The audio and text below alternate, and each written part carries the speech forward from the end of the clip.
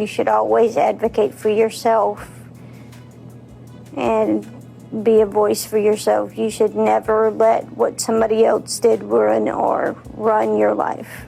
A 38-year-old mother from Alabama who has filed a lawsuit accusing Sean Diddy Combs and Jay-Z of raping her when she was 13 years old is speaking out to NBC News for the first time.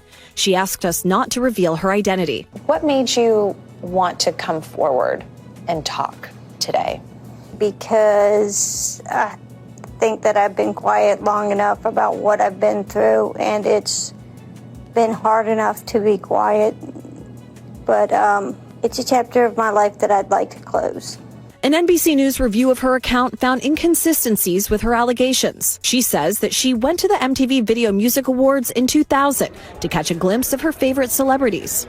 You weren't scared to be all alone? No, with having autism is like feeling like you live your life in a shatterproof gerbil ball. The world's on fire. The fire is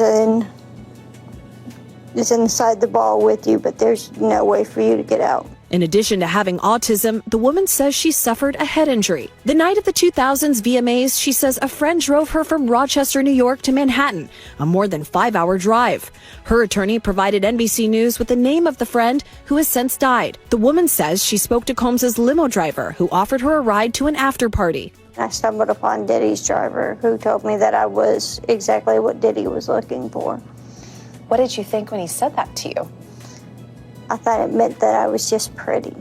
She went to a White House, she says, where she spoke to musicians Benji Madden and his brother. I'm talking to Benji Madden about his tattoo because, I have about his tattoo that's the Last Supper, because I have a religious background. So it was just something to talk about. In a statement to NBC News, a representative of the Maddens confirmed that they did not attend the 2000 VMAs and that they were on tour in the Midwest at the time. At the after party, she says she had a dream. Did you hear the whispers circulating around the internet? Whispers that are turning into a storm, unveiling shocking allegations against none other than Jay-Z. Yes, the legendary rapper, entrepreneur, and cultural icon. But this time, the headlines aren't about his music, his billion-dollar empire, or his celebrated family life. Instead, they're about leaked voice messages, dark secrets, and accusations that could shatter his carefully curated public image. That made her feel woozy. Then she says Combs and Carter took turns raping her while a female celebrity watched. JC comes in and rapes me. He at that point I was fighting, trying to get away from him, and he put his hand over my mouth and told me to stop it, cut the After the alleged rape, she says she ran to a gas station where she called her father, who picked her up and drove her home. We rode home in silence. He didn't ask me what happened. He didn't ask me what I did or where I was. In an interview with NBC News, her father said he could not verify the claims. Quote, "I felt like I would remember that, and I don't. I have a lot going on, but that's something that would definitely stick in my mind," he said. When we asked the woman about the contradictions in a phone interview on Friday, she said that she stands by her statements. "I have made some mistakes," she said. "Honestly, what is the clearest is what happened to me." The inconsistencies in her account of an incident alleged to have happened 24 years ago does not necessarily mean the allegations are false. The accuser's attorney, Tony Busby, said, "Because we have interrogated her intensely, she has even agreed to submit to a polygraph. This has been extremely distressing for her, to the point she has experienced seizures and had to seek medical treatment due to the stress." In a statement to NBC News, Sean Carter said, "This incident didn't happen, and yet he filed it in court and doubled down in the press. True justice is coming. We fight from victory, not for victory." Is any part of you scared coming out against such powerful people? Yeah, I'm scared of what could happen, but I'm more afraid of letting it eat me alive from the inside out than I am of being chastised by their fans. All right, Chloe Malas joining us now live. Chloe, we just heard a very strongly worded statement from Jay-Z. What else are you hearing from him and his team? Yes, so his attorney said that they're going to ask the court to, quote, dismiss this frivolous case. And also moments ago, we heard from Diddy's legal team, and I want to read you some of what they said. They said, quote, this is the beginning of the end of this shameful money grab. And remember, he remains behind bars at Brooklyn's Metropolitan Detention Center, and his criminal trial begins in May. All right, very thorough reporting there. Chloe, thank you so much for that. Thanks for watching. Stay updated about breaking news and top stories on the NBC News app or follow us on social media. The core of this controversy lies in accusations of blackmail and allegations of CULE misconduct from decades ago. Let's dive into this tangled web of claims, counterclaims, and the ever-murky waters of celebrity scandals. Accusation. His attorney filing a letter to the judge to dismiss the rape lawsuit against his client, citing an NBC News exclusive that found inconsistencies with the accuser's story. You should always advocate for yourself. It comes after our interview with a 38-year-old mother from Alabama who accuses Sean Diddy Combs and Sean Jay-Z Carter of raping her when she was 13 years old. She asked us not to reveal her identity. What made you want to come forward? Because I think that I've been quiet long enough. She says that she went to the MTV Video Music Awards in 2000. The woman says she spoke to Combs' limo driver, who offered her a ride to an after party. She says at the party, she spoke to musician Benji Madden and his brother. I'm talking to Benji Madden about his tattoo. That's the Last Supper. In a statement to NBC News, a representative for the Maddens confirmed that they did not attend the 2000 VMAs and that they were on tour in the Midwest at that time. At the after party, she says she had a drink that made her feel woozy. Then she says Combs and Carter both raped her. She says she ran to a gas station where she called her father, who picked her up. We rode home in silence. He didn't ask me what happened. In an interview with NBC News, her father said he could not verify the claims. I feel like I would remember that, and I don't, he said. When we asked the woman about the contradictions in a phone interview on Friday, she said she stands by her statements. I have made some mistakes, she said, in remembering what happened 24 years ago. Honestly, what is the clearest is what happened to me. In a statement to NBC News, Sean Carter said, this incident didn't happen. True justice is coming. We fight from victory, not for victory. A representative for Combs called the suit a shameless money grab. Is any part of you scared coming out against such powerful people? I'm scared of what could happen, but I'm more afraid of letting it eat me alive from the inside out. Chloe Malas, NBC News. Thanks for watching. Stay updated about breaking news and top stories on the NBC News app or follow us on social media. It all started when Sean Diddy Combs found himself embroiled in multiple lawsuits alleging years of abs and exploitation. Among these was a case involving a woman identified only as Jane Doe, who claimed she was rawed at an after-party in 2000 when she was just 13 years old. Initially, her accusations were solely against Diddy. However, in a shocking twist, the lawsuit was amended to include Jay-Z. This morning, rap mogul Jay-Z is denying allegations he sexually assaulted a 13-year-old girl alongside rapper Sean Diddy Combs. That civil lawsuit filed against Combs in October was amended Sunday to include Jay-Z. The accuser, identified only as Jane Doe, says she was sexually assaulted by both men at a Video Music Awards after party in 2000.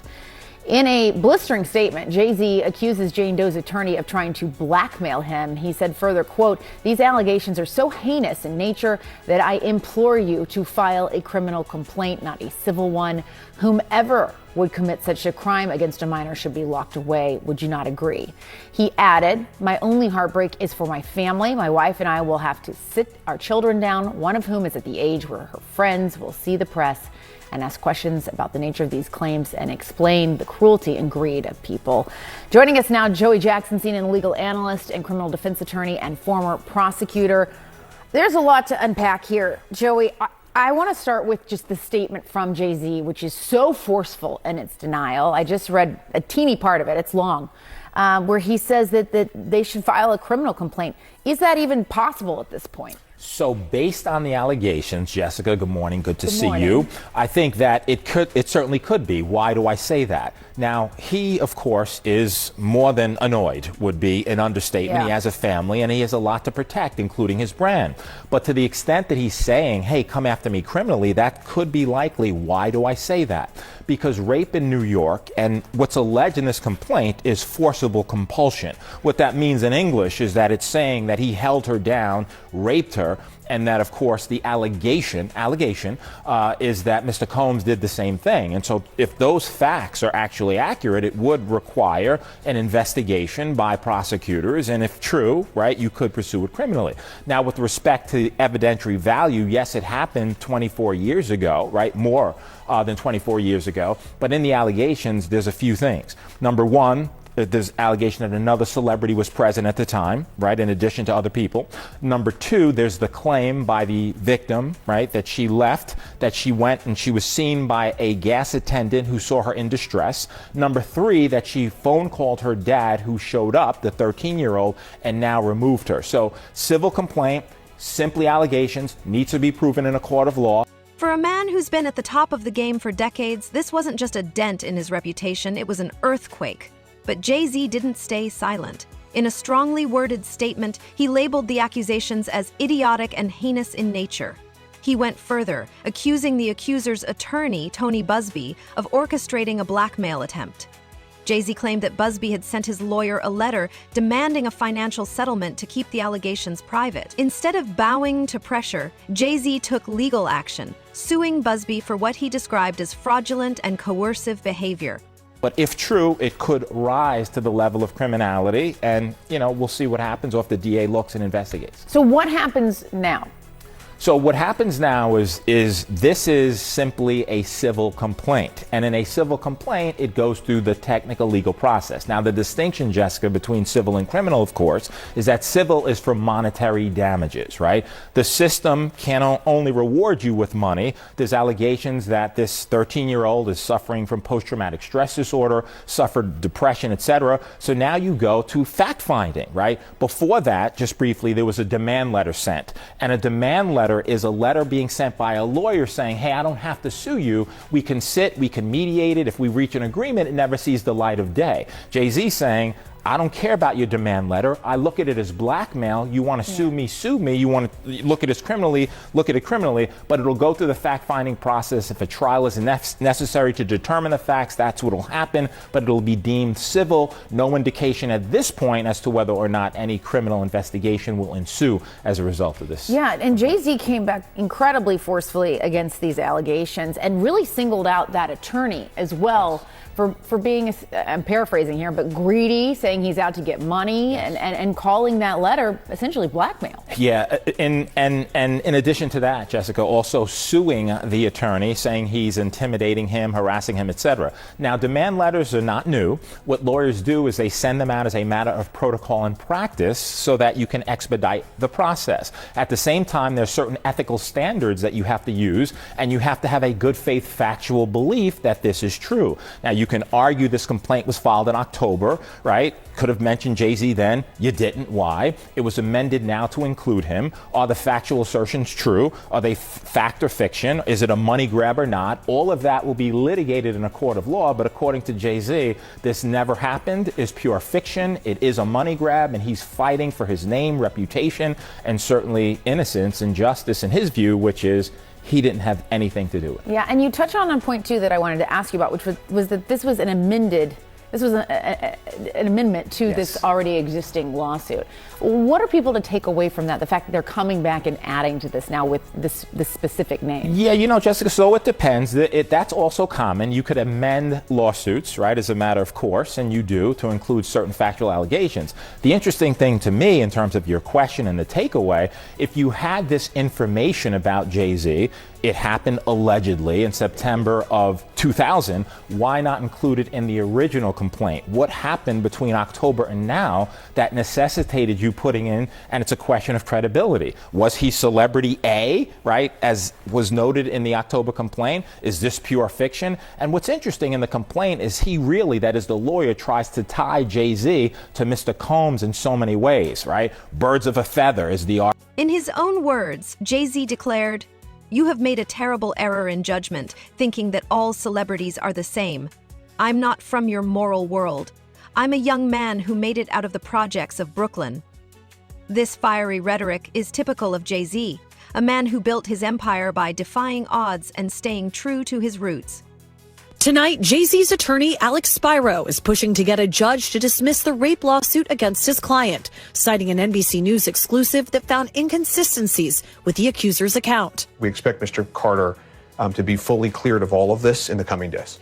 Almost nothing that she says has checked out because this never happened. This in the wake of our interview with a 38-year-old mother from Alabama who accuses Jay-Z, whose real name is Sean Carter, and Sean Diddy Combs of raping her when she was 13 years old. She asked us not to reveal her identity. What made you want to come forward? Because I think that I've been quiet long enough. She says that she might have some facts wrong, but that she says the incident happened. What do you say to that? You know, anybody, when they make up a claim, they can just keep repeating it and getting it right. But you never get the details right. And what happened during her interview with you is that the story began to unravel. On the night of the MTV Video Music Awards in 2000, she says Combs' limo driver took her to an after party. There she says she spoke to musician Benji Madden and his brother. I'm talking to Benji Madden about his tattoo. That's the Last Supper. In a statement to NBC News, a representative for the Maddens confirmed they did not attend the 2000 VMAs and that they were on tour in the Midwest at that time. At the after party, she says she had a drink that made her feel woozy. Then she says Combs and Carter both raped her. She says she ran to a gas station where she called her father, who picked her up. We rode home in silence. She didn't ask me what happened. In an interview with NBC News, her father said he could not corroborate her story. "I feel like I would remember that, and I don't," he said. The woman revealed to us that she has autism and previously suffered a head injury. In a follow-up phone interview, we asked her about the contradictions, and she said that she stands by her statements. This woman is standing by her story. It happened over 20 years ago. Maybe her memory is hazy. Maybe her father doesn't remember that night. No, she's doubled down on certain of these details. She says, "I'm positive." She points out the tattoo. She talks about the tattoo in vivid detail. Turns out that's completely false. And the father is supposed to be picking her up. 10-hour drive, round trip to pick her up in the middle of the night. Has no memory of that. No one has come forward about this in nearly a quarter of a century, and that's because this never happened. Spiro said he's not only seeking justice for Jay-Z, he says that he also wants to expose the accuser's attorney, Tony Busby. He takes away the voices from real victims and he causes real harm. If this lawyer has any sense, he's going to dismiss this claim. I don't know whether he has any sense. Busby, who has filed more than 20 lawsuits against Combs, told NBC News that he is continuing to vet the accuser's claims and that she has agreed to.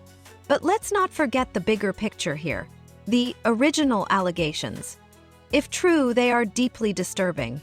The accuser, Jane Doe, described an appalling scenario in which she claims both Jay-Z and Diddy participated in the assault. These allegations aren't just a legal issue, they are a moral reckoning. Undergo a polygraph this week. A representative for Combs called the suit a shameless money grab. Since your attorneys refiled the lawsuit against Combs naming Jay-Z, he has come out with a very long statement saying that this is completely not true and that this is all about trying to get money from him. What do you say about that? I haven't asked for a dime from him. It's not everything is motivated by money, and I'm sorry that he feels that it is. This woman also told us on camera last week that this isn't about money. Well, let's be serious. A lawyer like this is not sending out these letters not to make money. He wants money and fame. He doesn't care about truth and justice. And that's what's going on here. Chloe Malas joins us in studio. So, Chloe, explain this to me. The attorney for the plaintiffs, Tony Busby, right? He is sticking by his client, even though you've been able to report these inconsistencies and they are now out there in the public? Yes, and because of our exclusive report here on Top Story, he's actually going to have Jane Doe do a polygraph test. He says he hasn't done it yet, but that they are going to be doing it this week. He also said in a statement to us moments ago that their conduct throughout all of this has been beyond reproach and will continue to be, even though that's not what you're hearing Alex Spiro, Jay-Z's attorney, what he's saying.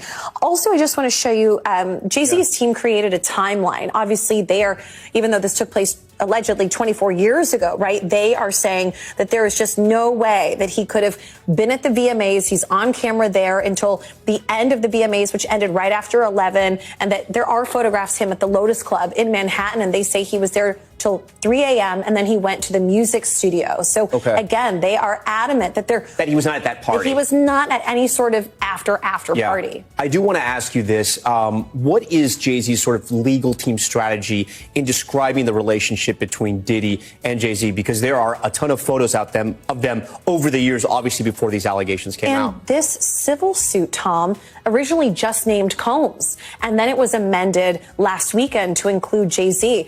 What Alex Spiro said to me today is that although publicly Jay-Z supported Diddy, they were not best friends. They were not as close as you thought that they were. So in terms of knowledge of what went on allegedly at these white parties and what took place allegedly in these civil suits and the criminal charge and the trial, he says Jay-Z has no knowledge of any of that. Again, he publicly supported him as a fellow musician and someone where they came up together in the industry, but that they weren't as close as you thought. Thanks for watching. Stay updated about breaking news and top stories on the NBC News app or follow us on social media. Yet the legal battlefield has taken center stage. Jay-Z's attorney Alex Spiro filed a motion demanding that Jane Doe reveal her identity if she wishes to continue the lawsuit. Spiro argued that her anonymity prevents a fair defense and undermines the credibility of her claims. On the other hand, Tony Busby defended his client's right to privacy, stating that the accusations were legitimate and the demand for confidentiality was meant to protect her from public harassment. Tonight, the accuser's law firm telling NBC News that the woman alleging Jay-Z raped her when she was 13 years old is expected to undergo a voluntary polygraph test tomorrow. This after our exclusive interview with the now 38-year-old mother from Alabama found inconsistencies with her account. We agreed to conceal her identity as an alleged sexual assault victim. What made you finally want to talk about it? Well, I mean, nobody was going to believe me back then. Like, nobody.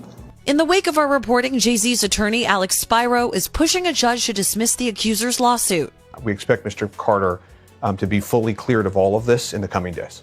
Almost nothing that she says has checked out because this never happened. On the night of the MTV Video Music Awards in 2000, the woman says Sean Diddy Combs' limo driver took her to an after party at a White House with a U-shaped driveway. There, the woman says she spoke to musician Benji Madden and his brother. I'm talking to Benji Madden about his tattoo that's the Last Supper. In a statement to NBC News, a representative for the Maddens confirmed that they were on tour in the Midwest at that time and did not attend the 2000 VMAs. At the after party, she says she had a drink that made her feel woozy.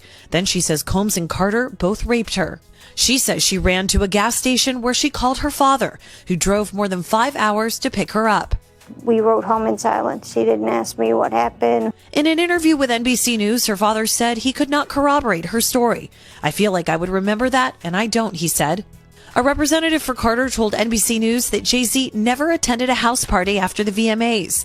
They say he went to a nightclub for several hours, then went to his recording studio in Manhattan. In a follow-up phone interview, we asked her about the contradictions, and she said that she stands by her statements. This woman is standing by her story. It happened over 20 years ago. Maybe her memory is hazy. Maybe her father doesn't remember that night. No, she's doubled down on certain of these details. She says, I'm positive no one has come forward about this in nearly a quarter of a century, and that's because this never happened. A representative for Combs called the suit a shameless money grab. I haven't asked for a dime from him. Not everything is motivated by money, and I'm sorry that he feels that it is. The accuser's lawyer says his client remains adamant about her claim, that she signed 2 affidavits, and that he's waiting for the results of tomorrow's polygraph. Chloe Malas, NBC News. Thanks for watching. Stay updated about breaking news and top stories on the NBC News app or follow us on social media. This back and forth has sparked a fierce debate. On one side, there are those who believe that every accuser deserves protection and anonymity, especially when taking on powerful figures. On the other side are those who argue that anonymity can be weaponized in cases of false accusations, leaving the accused to battle shadows. If you having girl problems, I feel bad for you, son. I got 99 problems, but a bitch ain't one. I got the 99 Problems rapper is adding one more problem to his list. In an amended civil complaint, Jay-Z, whose real name is Sean Carter, is now being accused of drugging and raping a 13-year-old girl at an after-party following the 2000 Video Music Awards in New York City. The lawsuit was originally filed in October against Sean Diddy Combs, now refiled to openly name Jay-Z as his alleged co-conspirator.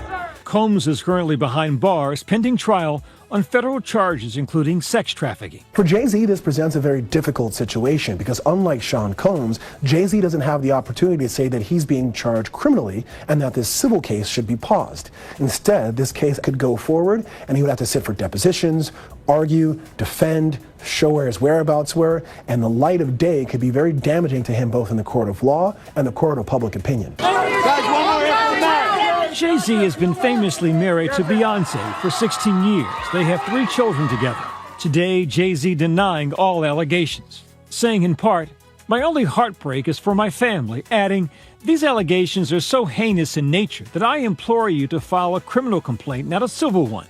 Whomever would commit such a crime against a minor should be locked away. Would you not agree? These alleged victims would deserve real justice if that were the case."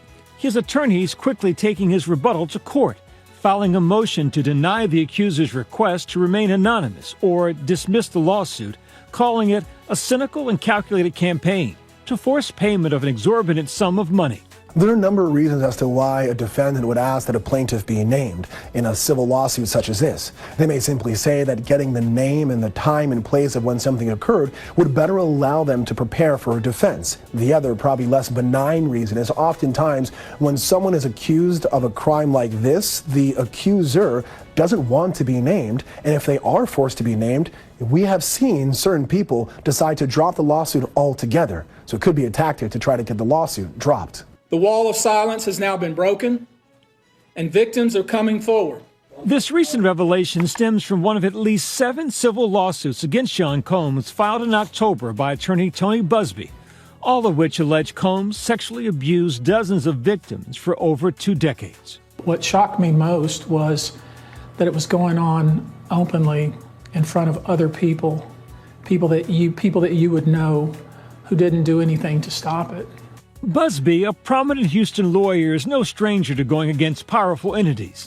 He represented 12,000 plaintiffs in a lawsuit against the oil company BP following the tragic Deepwater Horizon oil spill in 2010. BP agreed to pay $7.8 billion to compensate local residents who were impacted by the damage. In a statement, Sean But this case isn't happening in isolation. It's part of a broader wave of allegations against Diddy, who is currently facing federal C* trafficking charges with over 20 accusers represented by Busby alone. The scale of these cases is staggering. The implications for the entertainment industry and the culture of silence that has protected its most powerful figures are enormous.